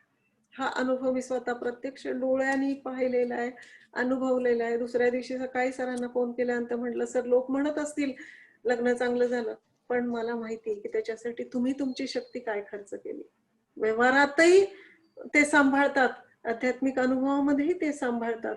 इव्हन आमच्या घराच्या म्हणजे हे जो बाणेरला बंगला बांधलेला आहे त्याचं नाव द्यायचं वेळ आली तेव्हा सरांना मी म्हटलं की सर शेवटी मधुरा, मी आणि तृप्ती तिघींनी आम्ही ठरवलंय की तुम्ही सांगाल ते नाव फायनल. सर म्हणाले की स्वरूपा नाव, म्हणाले तुमच्याशी बोलता बोलता स्वरूपा सुचलं. मग स्वरूपा शक्तीविषयी, स्वरूपाधिक शक्तीविषयी सर बोलले आणि मग ते नाव फायनल केलं. व्यवहारही सांभाळतात, अध्यात्मही सांभाळतात. ज्यावेळी 2 वर्षापूर्वी 2017 मध्ये सनी आमचा खूप आजारी पडला होता, सगळ्यांना तो भाग मी आळंदी शिबिरात सांगितलेला, आता डिटेल नाही घेत, पण डॉक्टरांनी एकाच वाक्यात सांगितलं होतं. ते वाक्य सांगते की मॉर्टॅलिटी रेट आम्ही सांगू शकत नाही. आणि त्याही वेळी मनस्थिती बिलकुल डिस्टर्ब झालेली नव्हती. सर आहेत पाठीशी आणि जे असेल ते स्वीकारायची तयारी. माऊली तुम्ही जे द्याल ते स्वीकारायची एक तयारी मनाची झालेली असते. आणि त्यातून मग आलेल्या प्रसंगाला खूप सामर्थ्याने तोंड देता येतं. आता सुद्धा सर अशा विचित्र घटना आमच्या कुटुंबाच्या बाबतीत काही घडतात आहेत. रुपालीला त्या माहिती, रुपाली त्या प्रोसेसमध्येच आहे. पण मला किंचितही चिंता वाटत नाही. माऊली कृपेने हे सगळं पार पडेल. ह्या सगळ्यामधून नक्कीच बाहेर पडू ही खात्री आहे. सगळ्यात महत्वाचा मला भाग जो सांगायचा आहे आत्ता साधारण 2012च्या जून पासून मला मेनोपॉजचा हे सुरू झाला त्रास. आणि अक्षरशः गेल्या वेळी मी हा भाग थोडा शॉर्ट मध्ये घेतला होता. मला असं वाटलं की आज संपवावं म्हणून. पण जेव्हा पुन्हा घ्यायचंय आज अनुभव होतो तेव्हा हा भाग डिटेल साधकांच्यासाठी आवश्यक आहे असं वाटतंय, म्हणून हा घ्यायचाय. मेनोपॉजचा त्रास सुरू झाला. तो त्रास सुरू झाल्यानंतर हॉट फ्लॅशेस एवढे जबरदस्त यायला लागले. म्हणजे साधनेची स्थिती एकदम उच्च असेल आणि त्यावेळी नकळत एखादा विचार जर येऊन गेला तर खटकन ती स्थिती डाऊन व्हायची आणि पूर्ण घाम घाम अंगातून, म्हणजे काय काय त्यावेळी आता शब्दात फार कमी ह्यानी सांगता येऊ शकतं. असा फार मोठा काळ, एक 4 वर्ष 5 वर्षाचा तरी हा काळ असा माझा गेलेला आहे.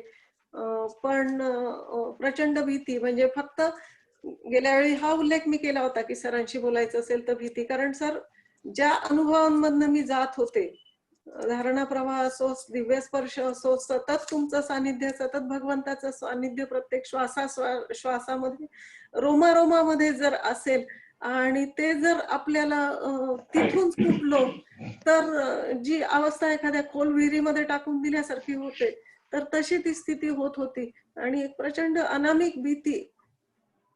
त्याच्या मागे थोडं बॉडी सायन्स आहे की शरीरामधलं कॅल्शियम कमी होत जातं. हाडामधलं कॅल्शियम कमी झालं की भीती वाटायला लागते. जसं तरुण मुलं असतात त्यांच्या अंगामध्ये कॅल्शियमचं प्रमाण भरपूर असतं आणि ते कुठल्याही ह्याला बेधडक हे होतात. तसं थोडं वय झालेली माणसं नाही जरा सांभाळून, हा जो भाग असतो तो त्याच्यामध्ये सायन्स असतं. पण हे आध्यात्मिक हा जो भाग आहे तो एवढा जबरदस्त मला हे होत होता. सुदैवाने असं, आणि त्या काळातली एक आठवण सांगते की खूप प्रचंड अशी मानसिक स्थिती, कधी कधी असं वाटायचं की आपल्याला वेड लागेल की काय, अशी स्थिती निर्माण झालेली होती. एकदा भाभी आलेल्या त्या पुण्याला आणि परभणीला जायचं होतं आणि अशा मनस्थितीमध्ये मला भाभी परभणीला घेऊन, हा भाग साधकांना खूप माहिती नाहीये कारण सरांच्याच कृपेने, माऊलींच्या कृपेने हा भाग कधी असा इतका फक्त ठराविक काही लोक, आपल्या सर, भाभी आणि घरचे काही जवळचे सोडले तर कोणापर्यंत हा पोहोचलेला नाही. कारण त्या वरच्या वागण्या बोलण्यामध्ये हा कधी दिसून येत नव्हता किंवा जाणवत नव्हता. आणि अशा परिस्थितीत मला जायचं होतं परभणीला. अक्षरशः रात्रभर भाभींच्या मिठीत ट्रॅव्हल्स मध्ये, भाभी रात्रभर जाग्या होत्या आणि माझ्या अंगावरती हात फिरवत मला भाभी परभणीला घेऊन गेलेल्या होत्या. त्याच्यानंतर एक आपल्या मनाची कशी हे असते, म्हणजे हा भीतीचा काळ, अनुभव सुटणं, तुम्ही तुमच्या जागेवरनं सुटणं, हे सगळं घडत होतं. पण कुठल्याच अर्थाने आपण ह्याच्यातून सुटावं किंवा आपण ह्याच्यातून बाहेर जावं, मला इतका त्रास होतोय, हा भाव मात्र कधीच नव्हता, कधी असू पण शकत नाही. तो जे काय असेल माझं, कमी जास्त जे काय व्हायचं असेल ते माझं इथंच होईल आणि सर आहेत माझे मला पाहायला, हा एक भाव सर सतत असतो. की आपले जे अनुभव आहेत, कधी कधी असं होतं की बोलल्या जातं किंवा नाही जात, पण आपल्या अंतरंगामध्ये काय चालतंय ते नेहमीच असं वाटतं की सर ते तुम्ही जाणता.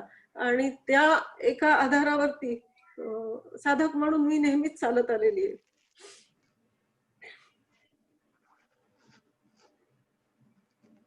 भाभीने मला परभणीला नेलं त्यावेळी, आणि नंतर मला वाटतं नांदेडचं प्रवचन सरांचं, शिंदे, डॉक्टर शिवाजीराव शिंदे, नांदेडचे प्रसिद्ध गायनेकोलॉजिस्ट आहेत, 3 दिवसाची तिथे प्रवचनमाला होती. आणि त्या ह्याच्यामध्ये कसं माणसाचं मन त्यावेळी चालतं, खरोखरीच एक ज्योतिषशास्त्राच्या दृष्टीने मी कधीच कोणाला पत्रिका दाखवणं किंवा हा भाग एकदा, आता आधी असायचा तो काही प्रमाणात, पण साधनेमध्ये आल्यानंतर आणि आता सर आहेत असं म्हटल्यानंतर मी कधीच पत्रिका दाखवणे हा भाग कधीच केलेला नाहीये आणि दाखवतही नाही. पण 7:30 चालू आहे आपल्याला एवढं तर माहिती असतं ना.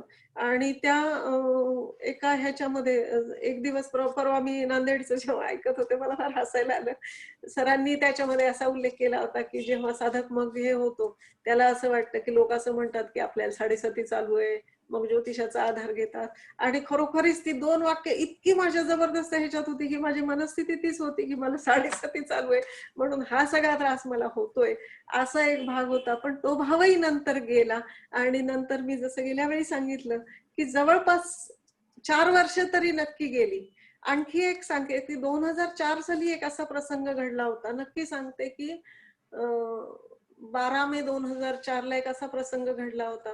आणि त्यानंतरही मी दुःखाच्या म्हणजे आध्यात्मिक दृष्टीनेच किंवा सरांच्या बरोबर असेल, कुटुंबामध्ये असेल, असा एक प्रसंग घडला की 2 वर्ष मी दुःखाच्या ह्याच्यामध्ये सतत मनामध्ये दुःख आणि मग ते अनुभव सुटत जातात. 2 वर्ष जवळपास मी अनुभवहीन होते त्याही वेळी. आणि पण सर जे सांगतात काही वाक्य जे आहे महत्वाची ते सांगते की ही जी अपराधीपणाची भावना येते किंवा गिल्ट फील जेव्हा येतो तेव्हा आपल्या जवळ असलेला भगवंतही दूर जातो. म्हणून साधकांनी काय प्रसंग घडला ह्याच्या कारणाकडे न जाता तो घडला प्रसंग संपला आणि मग आता सुधारणा कशी करायची इकडे पुढे सरकायचं असतं. त्याच्यामुळे माझ्या साधक जीवनामध्ये असे प्रसंग घडून गेलेले आहेत की 2-2 वर्ष 3-3 वर्ष कदाचित मी ह्याच्यामधून सुटलेली नाहीये. पण एक मनस्थिती विचित्र होऊन खूप त्या काळात वेगळाच काळ तो गेलेला आहे.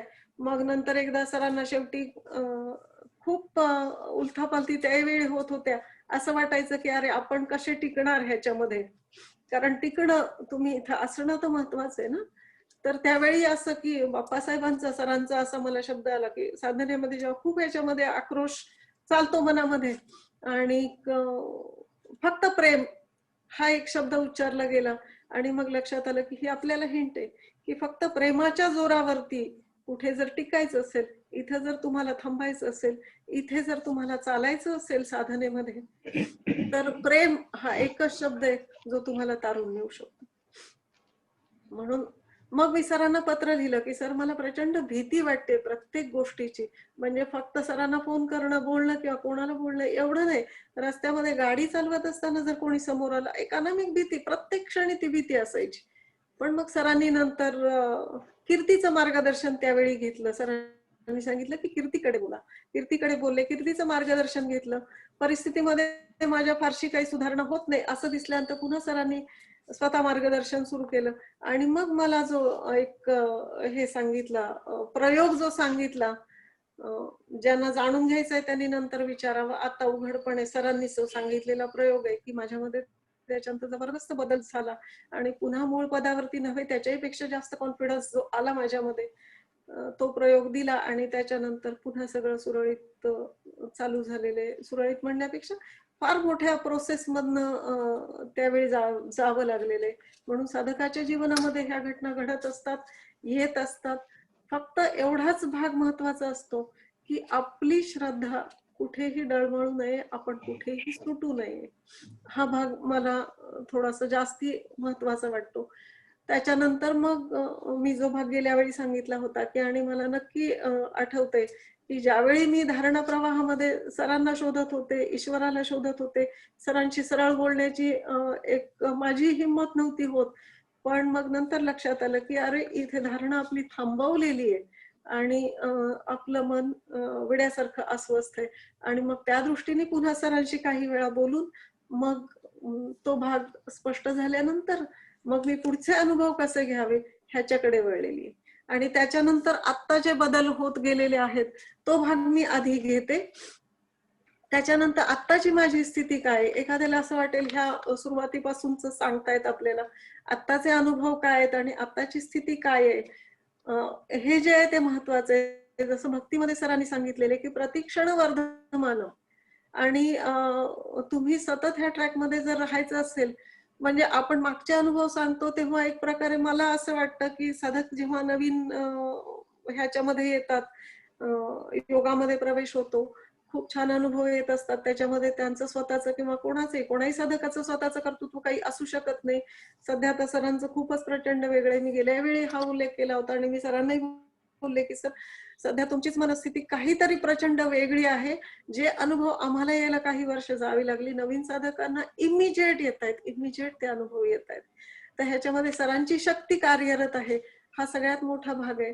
पण जेव्हा आपण आधीचे अनुभव सांगतो आणि आता माझी काय स्थिती आहे हे जर मला सांगता येत नसेल, तर एक प्रकारे सांगे वडिलांची कीर्ती किंवा हा जो हे असतो की आम्ही आधी गेलो पण आता आमचं काही नाहीये, आता आम्हाला काही जुळत नाही, असं ते एक प्रकारचं डिक्लेरेशन असतं. म्हणजे साधकांना जेव्हा आपण आळंदीमध्ये अनुभव कथनासाठी आपलं अनुभव कथनाचं सेशन आता ऑनलाईन चालतंय, पण आळंदीमध्ये जेव्हा हा भाग आपण घेतो, 2-2 वर्षापूर्वीचे 4-4 वर्षापूर्वीचे अनुभव साधक सांगत जातात आणि त्यावेळी साधकांनी हाही विचार करावा की अरे माझी सध्याची स्थिती काय, त्यावेळी चांगले येत होते तेव्हा मी काय करत होतो, आता मी काय करतोय किंवा माझ्या चुका काय काय आहेत. हा भाग साधकाच्या दृष्टीने फार महत्वाचा आहे. म्हणून आताची माझी स्थिती मी सांगते की धारणा संपवल्यानंतर जो एक शांतपणा आलेला आहे तो फार प्रचंड वेगळा आहे. सरांची मी खूप वेळा त्याविषयी मी बोललेली आहे की सर, आणखी वेगळ्या अँगलनी बोललेली की सर तुम्ही किती म्हणजे एक उदाहरण सांगते त्याच्यासाठी, एक अनुभवच सांगते की किती जन्मांचं किती अनेक ह्याचं सर आपलं संपवत असतात, आपले सद्गुरू आपलं संपवत असतात. साधकांनी हा भाग खूप लक्षात घेण्यासारखा. एक परवा मला स्नेहलचा फोन आला होता की भीतीदायक काही दिसतं, सुरेखाचंही मागे आलं होतं की अनेक भीतीदायक चेहरे दिसतात, काही व्यक्ती दिसतात. एक अनुभव सांगते त्याच्याविषयीचा. एकदा साधनेमध्ये आता सालने डायरीत लिहिलेलं आहे, पण मी खरं ते साल आता मला नंतर सांगता येईल, पण आता मी ह्याच्यामध्ये नोट नाही केलेली साल. सुजाता आणि मी दोघी जणी एका ठिकाणी उभ्या होतो किंवा चाललो होतो. एक गुलाबी रंगाची साडी घातलेली एक बाई समोर आली आणि ती बाई आम्हाला एका दोघींना एका मंदिरामध्ये घेऊन गेली. ते मंदिर असं होतं की अनेक वर्षांमध्ये इथं कोणी आलेलं नसावं. म्हणजे दगडी मंदिर होतं. तिथं जी झाडं होती त्या झाडांवरती पूर्ण शेवाळ चढलेलं होतं, जमिनीवरती शेवाळ होतं. पुढे एक पाण्याचं कुंड सारखं होतं, त्या कुंडावरती पूर्ण हिरवं असं चादर पसरल्यासारखं शेवाळाची होती. आणि आम्हाला दोघी बाहेर चपला सोडल्या, दाराच्या बाहेर, पायऱ्यांच्या बाहेर, मंदिराचाच हे होता ढाचा, बाहेर चपला सोडल्या असाव्यात. आत गेलो. आत गेल्यानंतर बाई गायब झाली आणि दोघी आम्ही एक एक हात, म्हणजे उजवा हात असा जमिनीवर टेकला होता, तिचाही माझाही, आणि बसलो समोरासमोर. आणि जो हात टेकल्यानंतर मी तिच्या हाताकडे पाहतेय, तिच्या चेहऱ्याकडे पाहतेय, त्या हातावरती बुरशी चढायला लागलेली होती. घाबरण्यासारखा भाग नाही, मला सांगण्याचं वेगळं आहे ह्याच्यामध्ये. हातावरती अशी बुरशी चढायला सुरू झालेली होती आणि तिच्या चेहऱ्याकडे पाहतेय तर एकदम जाड जाड भुवया असा एकदम भेसूर चेहरा व्हायला लागलेला होता.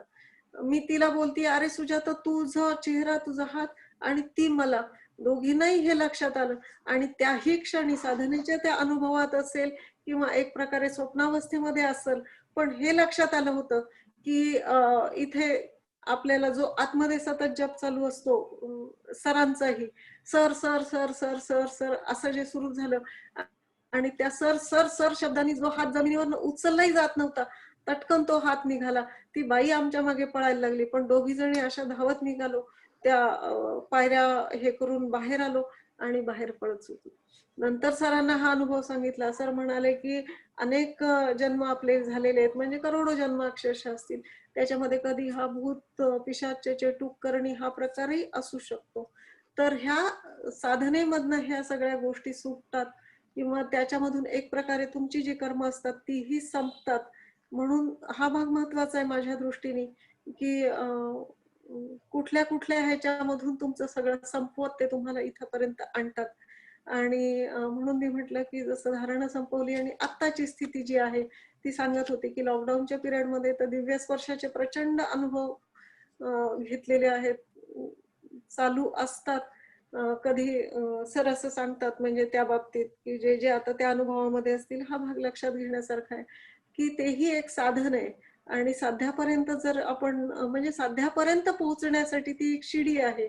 शिडी म्हणण्यापेक्षा ती एक क्रेन आहे, एक लिफ्ट आहे.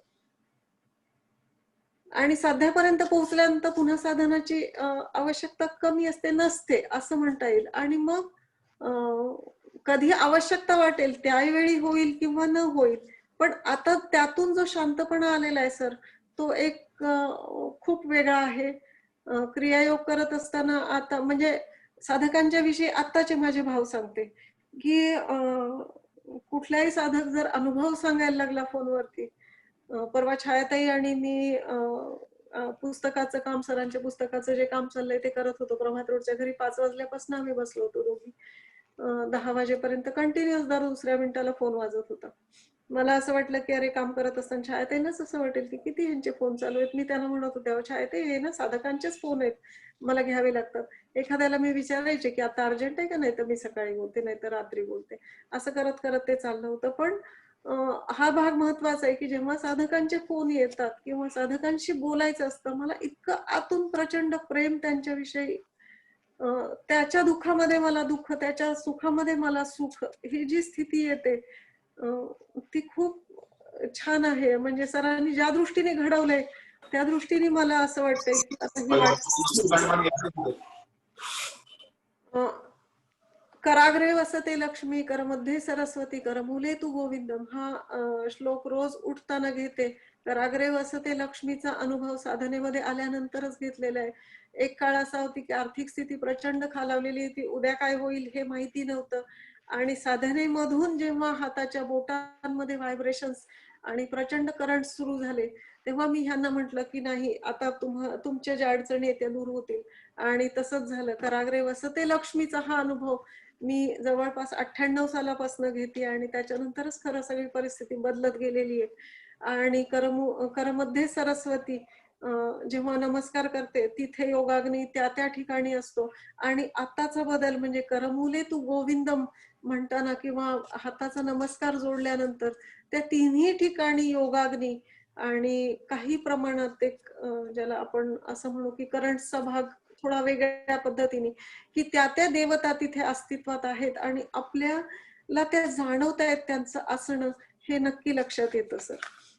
चंदनाचा सुगंध नेहमी येतो. एखादी गोष्ट आपण क्रियायोग करत असताना तर मी बरोबर कोणी असेल त्यालाही विचारून झालं की तुम्हाला येतो का. कधी कधी त्यांना येत असतो, मधुरा वगैरे बरोबर असेल तिला येत असतो, कधी नसतो, तो मला एकटीलाच येत असतो. परवा स्वराजला काही शिकवत होते वज्र कवच, त्याही वेळी चंदनाचा सुगंध एकदम घमघमाट असा. मग मी माझं समजून जाते की अरे भगवंताला हे मान्य आणि भगवंताचं अस्तित्व त्या रूपामध्ये दाखवून देतायत. तर ह्या किती छान गोष्टी अशा घडत चालल्या आहेत. म्हणून सध्याची जी स्थिती आहे ती अशी आहे.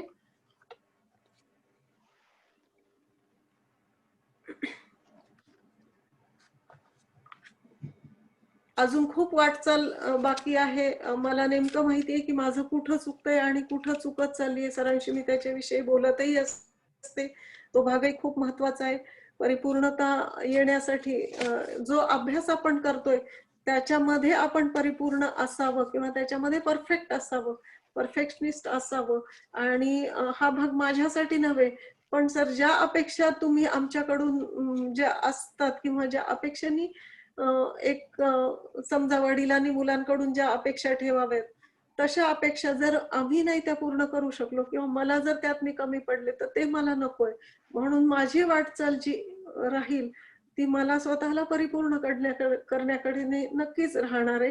त्याच्यामुळे जे अजूनही माझ्यामध्ये कमी आहे ते मी नक्कीच पूर्ण करण्याचा प्रयत्न करणार आहे. दिव्य स्पर्शाच्या विषयीचा भाग मला थोडासा बोलायचा होता की सरांकडून ही एक नेहमीच असं वाटतं की आपली पात्रता आपल्याला माहिती आहे की खरोखरीच एक साधारण सर्वसाधारण कुटुंबामध्ये जन्माला आलेले एक सर्वसाधारण व्यक्तिमत्व. अनेक लोक आपल्यासारखे अनेक लोक आहेत, आपल्याही पेक्षा चांगल्या ह्याच्यामधले लोक आहेत. पण साधनेमध्ये येणं, त्याच्यामधले अनुभव घेत जाणं आणि जवळपास म्हणजे मी जे आठवतीये किंवा जेव्हापासून हे आहे, साधारण 2000 सालाच्या सुरुवातीपासून दिव्य स्पर्शाच्या अनुभवामध्ये आहे. दिव्य स्पर्श हा तुम्हाला एक वेगळी उंची गाठून देत असतो. ती उंची इतर कुठल्याही ह्यानी, हा एक अंतिम प्रयोग आहे किंवा अंतिम भाग आहे. म्हणजे ह्याच्यासारखं तुम्हाला उचलणारी दुसरी गोष्ट असू शकत नाही. सतत सरांचं सानिध्य, त्या माध्यमातून सतत भगवंताचं सानिध्य, प्रत्येक श्वासामध्ये भगवंत बरोबर असणं आणि डायरेक्ट ईश्वराशी आमच्या मार्गाची असणारी, आमची असणारी दैवी लिंक ही जी आहे ती ही दिव्य स्पर्शाच्या ह्याच्यामध्ये एक अलौकिक प्रेमाचा भाग हा आहे. त्याच्यामध्ये कुठल्याही कामना वासना हा भाग असू शकत नाही. ईश्वराचं असणारं प्रेम म्हणजे नेहमी असं वाटतं की राधिका, मीरा राणी जेवढ्या भाग्यवान असतील, गोपिका जेवढ्या भाग्यवान असतील, तेवढीच मी सुद्धा भाग्यवान आहे. कारण हे स्पर्शाचे अनुभव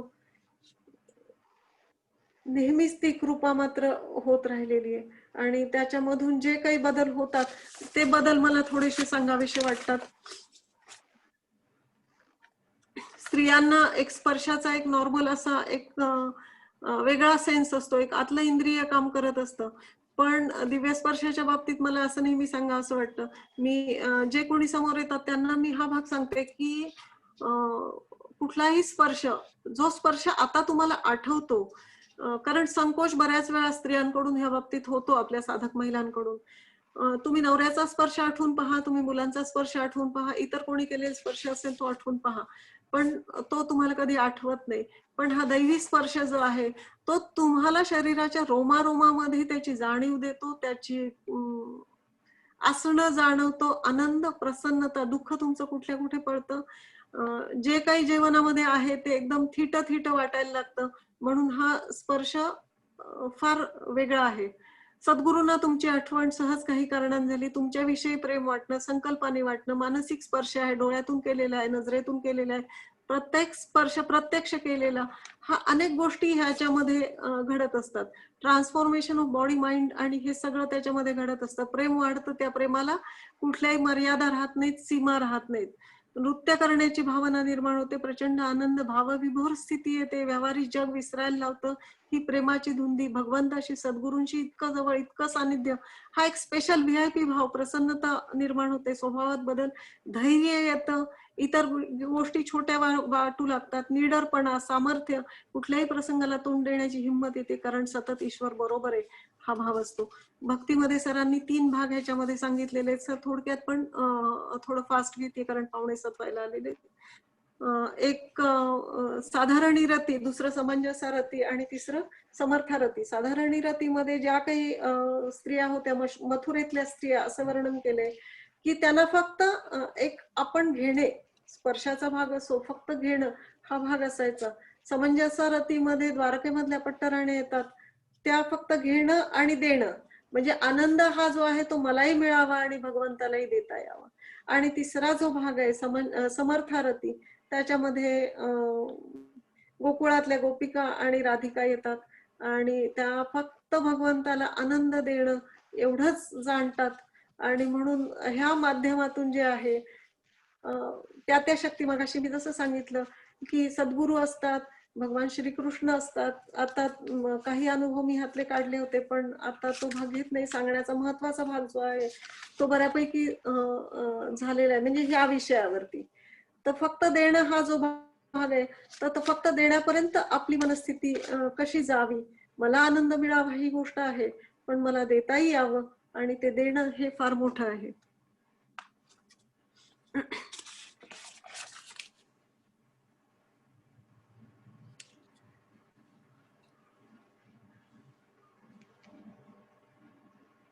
खूप अनुभव त्या ह्याच्यातले घेतलेले आहेत. जसं आपण भगवंताबरोबर रासक्रीडा करतोय, आताही काही साधक त्या दृष्टीने समोर येतात. त्यावेळी सर नेहमीच सांगत जातात, आणि ह्या भावनेतनं जेव्हा पाहू लागतो तेव्हा तुमचं संपूर्ण साधनेचं विश्व जे आहे ते संपूर्ण बदलून जात असतं. आणि हे अनुभव जेव्हा घेतो छोट्या छोट्या गोष्टींमध्ये, ईश्वराचं लक्ष, सद्गुरूंचं लक्ष आपल्याकडे कसं आहे, म्हणजे आपण जेव्हा एखादं प्रसाधन करतो, क्रीम असेल, पावडर असेल लावायची, किंवा साधं कपडे बदलण्याचं, त्याही वेळी योगाग्नी वाढत असतो, त्याही वेळी अनुभूती येत असतात. कारण भक्त हा सुंदर राहिला पाहिजे, सुंदर असला पाहिजे, सुंदर दिसला पाहिजे. हे जे आहे, स्वतः भगवंत जसे आहेत तसाच भक्तही असला पाहिजे. फक्त दिसण्यामधून सुंदर नाही, मनाने निर्मळ असला पाहिजे, मनाने सुंदर असला पाहिजे. आणि हे सगळं फक्त ह्या प्रयोगातून नक्की घडत जातं. आणि म्हणून हा भाग साधकांनी लक्षात घ्यावा. अनेक गोष्टी मी माझ्या ह्याच्यामधून सांगत गेलेली आहे. काही भाग मला असं वाटतं की कदाचित सुटलेलाही असू शकतो, पण सगळ्या दृष्टीने अशी ही वाटचाल म्हणजे सगळ्यांना असं वाटत असतं, साधकांना म्हणजे बोलण्यातही ते येतं की साधक म्हणून सुरू करून इथपर्यंत मजल. खरं सांगायचं म्हणजे सर, तुम्ही आहात आणि तुम्ही जे देता आहात ते घेण्याची फक्त पात्रता यावी आणि ते घेण्यासाठी आपण समर्थ असावं, म्हणजे ते घेता येत जावं. आणि फक्त एवढीच अपेक्षा असते. बाकी व्यावहारिक ह्याच्यामध्ये काय घडतंय, काय होतंय, ह्या गोष्टी फक्त साधनेच्या अनुभवामध्ये आणि फक्त भगवंत सतत जवळ असावा, तुम्ही सतत जवळ असावे, ही एक भावना फक्त मनामध्ये असते. बाकी काहीच इच्छा किंवा काहीच मागणं एक साधक म्हणून माझं कधीच नसावं आणि ते नसेल असं मला नक्की वाटतंय सर. आजचं म्हणून आणखी 2 मला वाटतं पुढच्या आठवड्यात सर मी नक्की, मला तुमच्याविषयी खूप बोलायचंय. बोलता येईल की नाही मला माहिती नाही, पण बोलण्याची इच्छा मात्र नक्कीच आहे. म्हणून आजचं हे अनुभव, गेले जवळपास 3 आठवडे मी घेतलेले जे अनुभव तुम्ही दिलेत आणि ते घेता आलेत, ते अनुभव सगळ्यांपुढे मांडण्याचा हा एक प्रयत्न केलेला आहे. आणि मला असं वाटतं की ह्या अनुभवांमधून साधकांनी त्यांना जे घेता येईल ते नक्की घेत जावं. कारण पुढे जो चालतो त्याच्या पाऊल वाटेवरून मागच्याला चालता आलं पाहिजे. पुढचा जिथे ठेच काढला तिथे आपल्याला ठेच बसू नये. पुढचा एखाद्या वेळी खड्ड्यात पडला तिथे आपण गाडी चालवत असताना एखादी गाडी समोर रस्त्यावरचा स्पीड ब्रेकर कळत नसतो, पण समोरची गाडी आपटलेली नक्की कळते आणि मग आपण तिथं आपोआप हळू होतो. असा हा भाग आहे. साधकांनी त्या दृष्टीने वाटचाल करावी आणि एक समर्थ असं योगधाम, जे सरांच्या स्वप्नामधले, जे बाप्पासाहेबांच्या स्वप्नामधले, जे माऊलींच्या आणि मोदीजी महाराजांच्या स्वप्नामधले, ते स्वप्नामधलं योगधाम साकार करण्यासाठी प्रत्येक साधक हा आधी अनुभवाने समृद्ध असला पाहिजे. इथे शब्दांचे फुलोरे नाही चालत. शब्दांच्या माध्यमातून तुम्ही काही बोलू लागलात ते कोणाच्याही मनाला भावत नाही किंवा कोणाच्या मनाला पटत नाही. फक्त तुमचे अनुभव, हा थोडा वेळ त्याचा प्रभाव पडू शकतो सर, पण फक्त अनुभव आणि अनुभवच इथे बोलतात, अनुभवच इथे टिकतात आणि साधकांनी त्या दृष्टीने स्वतःला सक्षम करावं. सेवाभाव, श्रद्धाभाव, समर्पण वृत्ती आणि ह्या सगळ्यांमधून स्वतःला तयार करणं हा जो भाग आहे, प्रयोग गिरवणं, प्रयोगांमधून घडणं हा जो भाग आहे, तो नक्की झाला पाहिजे. सर एक भाग राहिलाय फक्त, मी 5 मिनिटात घेऊ का? कसे कसे बदल होत गेले का आळंदी शिबिरानंतरचा हा भाग राहिलेला आहे. आळंदी शिबिर 28/12/10 ते 31/12/10 डिसेंबर महिन्यातलं मोदीजी महाराज शिबिरामध्ये हा भाग मला आता साधकांच्यासाठी बोलताना म्हणून लक्षात आला परत. त्याला मी माझ्या ह्यानी ऑपरेशन सेपरेशन असं नाव दिलंय. एक प्रयोग तुम्ही दिला होता, मौन राहण्याचा हा प्रयोग होता सर, की कमीत कमी बोलावं असं सांगितलेलं होतं. तर त्याच्यावरती मी त्याच्यानंतर माझ्यामध्ये काय बदल झाले तो भाग लिहिलेला आहे. काल दिनांक 2/1/2011 रोजी सरांशी झालेल्या बोलण्यानंतर दिवसभर फक्त 7-8 वाक्य बोलले. शब्द तोंडातून बाहेर काढूच नाही, ओठ गच्च मिटावेत असं होत होतं. आताही ओठ गच्च आवळले गेलेत. गेल्या 2 महिन्यांपासून कित्येक वेळा अशा प्रकारचा अनुभव, म्हणजे बोलत असताना थांबावे किंवा मुळातूनच बोलू नये असा येत होता. दिवसभर प्रचंड योगाग्नी, शांत मनस्थिती राहते. चेहऱ्यावर एक प्रकारची प्रसन्नता आपोआप येते. रुपाली, त्यावेळी आम्ही एका ठिकाणी एका कार्यक्रमाला गेलो होतो. वैशालीच्या एका पुतणीचा साखरपुडा होता, तेव्हा माझी जाऊ रुपाली जवळ बरोबर होती. ती दिवसभरात 2-3 वेळा म्हणाली, आज तुम्ही खूप शांत वाटताय. साखरपुड्याच्या कार्यक्रमात गेल्याबरोबर वैशाली, सारिका, कादंबरी, वर्षा हे नातेवाईक सगळ्या तिच्या जावा पटकन उठून पाया पडायला आल्या. एखादा शब्द पटकन आपोआप सुचतो. एखादं वाक्य पूर्ण बोलल्यानंतर पुन्हा बोलावं लागलं तर फक्त नेमका शब्द बोलावा. म्हणजे उदाहरणार्थ मधुराला विचारलं दूध पिणार का, पुन्हा विचारावं लागले तर फक्त दूध असं म्हणायचं. पुढे बोलावंसं वाटत नव्हतं, हे शब्द तोंडातून काढावेसे वाटत नाही. कमीत कमी बोलण्याने लक्ष सतत आत राहते, शक्ती संचय होतो, श्वास संथ चालतो, डोळे उघडावेसे वाटत नाहीत. बाहेर पाहण्यामध्ये जी शक्ती खर्च होते ती वाचते. मागणी वाढतो, सतत सरांचे स्मरण राहते, सरांनी सांगितलेला शांतभाव सतत आठवत होता. आणि समोरच्या काही व्यक्तींची प्रतिक्रिया, विशेषतः वैशालीच्या सासूबाई आहेत, त्या म्हणत होत्या की त्यांच्या मनातलं मला बोलावंसं वाटतंय. म्हणजे हा जो शांतपणा येतो तो समोरच्याला एक वेगळ्या पद्धतीने आकर्षित करतो. आणि हे असे बदल त्या ह्याच्यानंतर म्हणजे वेळोवेळी जे सरांचं मार्गदर्शन झालं आणि त्याच्यामधून जे काही बदल घडत गेले, तर ते बदल ह्याच्यामध्ये झालेलेच. तर म्हणून साधकांसाठी हा भाग मी सांगत होते की जे सरांच्या स्वप्नामधलं योगधाम आहे ते आपल्याला साकार करायचंय आणि त्यासाठी आधी तुमच्यामध्ये बदल झाला पाहिजे, प्रत्येक साधकामध्ये बदल झाला पाहिजे. फार काळ आपण आपल्यामध्ये बदल न करता फार काळ ह्याच्यामध्ये आपण चालू शकत नाही किंवा फार काळ ह्याच्यामध्ये टिकू शकत नाही. असेल तर मग मान अपमान इतर गोष्टी सगळ्या समोर येतात.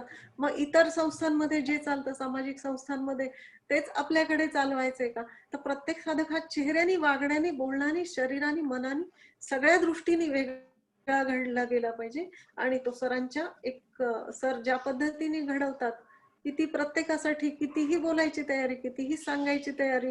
छायाताईंना जेव्हा असं वाटलं, मी मनात म्हणलं की अरे सर तर कधीच कोणाच्या फोनला नाही म्हणत नाही, सर तुम्ही जेव्हा एवढे फोन आणि एवढं तुम्ही करता, मला तर कुठलाच त्या बाबतीत हा भाग मनामध्ये येत नाही की तुम्ही कधीच कोणाला फोनवरती नको किंवा मी बोलू शकत नाही किंवा असं कधीच येत नाही. ते माझ्याकडनं कधी होणार नाही. म्हणून प्रत्येकाने आपल्याला स्वतःला घडवण्याकडे लक्ष द्यावं आणि त्या दृष्टीने वाटचाल करावी. एवढं मात्र मी नक्की प्रत्येकाजवळ आजच्या दिवसाच्या निमित्ताने माझा अनुभव कथन आज मी संपवलेलं आहे आणि मी नक्की एवढं मागू शकते, प्रेमाने तुमच्या जवळ एवढं मागेन आणि तुम्ही त्या दृष्टीने विचार करावा, एवढं मला सांगायचंय. सर माझं बोलून संपलेलं आहे. शीतल सर, पुन्हा एवढं सगळं बोलायला तुम्ही शक्ती देता. हे बोलण्यासाठी बोलायच्या आधी स्थिती अशी असते, मला असं पॉइंट्स फक्त काढते, मला असं वाटतं आपल्याला किती बोलता येईल माहिती नाही, पण खरं तुम्ही जे माझ्याकडून बोलून घेतलंय तेच मी बोललेली आहे, एवढं मात्र नक्की आहे. जसं तुकाराम महाराज म्हणतात, अश्रुत हे कृपाभिक स्वामी, अश्रुत हे प्रासादिक कृपाभिक स्वामीची. तशी हे जे तुम्हीच दिलेलं देणं आहे ते तुमच्याच चरणी अर्पण करते आणि आजचं माझं बोलणं मी थांबवते. सर,